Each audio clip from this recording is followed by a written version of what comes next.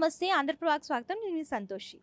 రోజు ఒక యాపిల్ తినడం వల్ల డాక్టర్ దగ్గరికి వెళ్ళే అవసరమే ఉండదని చెప్పేసి పెద్దలు చెప్తూ ఉండేవారు. సో, కాలక్రమేణా యాపిల్ తినేవాళ్ళు తగ్గిపోయారు. డాక్టర్స్ దగ్గరికి వెళ్ళేవాళ్ళు ఎక్కువైపోయారు.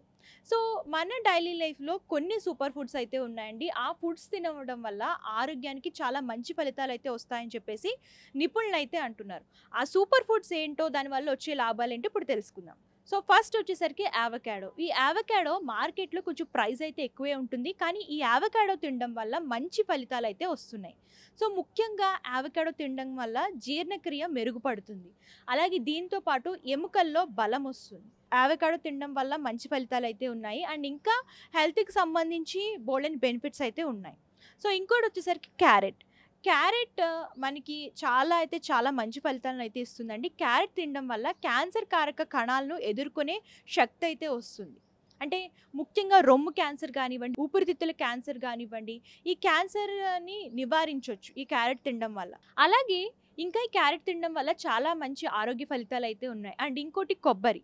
మన భారతదేశంలో ప్రతిరోజు వంటకంలో ఏదో ఒక విధంగా కొబ్బరైతే వాడుతూనే ఉంటాం. ఈ కొబ్బరి వల్ల వచ్చే ఆరోగ్యం గురించి మీకు తెలిసినట్లయితే రోజు కొబ్బరైతే తింటారు. సో, రాత్రి పూట ఎవరైతే కొబ్బరి తిని పడుకుంటారో, సో, వాళ్ళకి గుండె సంబంధిత వ్యాధులనేవి తగ్గుతాయండి. అండ్ ఏంటంటే ఆహ్, దాంట్లో ఉన్న కొవ్వు పదార్థాలు మనకి గుడ్ కొలెస్ట్రాల్‌నయితే ఇస్తుంది. అండ్ ఇంకోటొచ్చేసరికి దానిమ్మ. దానిమ్మ భూమి పైన దొరికే బెస్ట్ ఫుడ్స్‌లో ఒక ఫుడ్ అని అంటూ ఉంటారు. ఇంకా కొంతమంది దేవుని ఫలం అని కూడా అంటారు. ఈ దానిమ్మ వల్ల చాలా మంచి ప్రయోజనాలైతే ఉన్నాయి.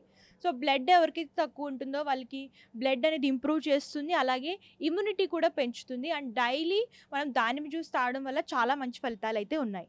సో, ఇదండి ఈరోజు హెల్త్ టిప్. మరొక టిప్‌తో మళ్ళీ కలుద్దాం. అంతవరకు చూస్తుండండి ఆంధ్రప్రభ.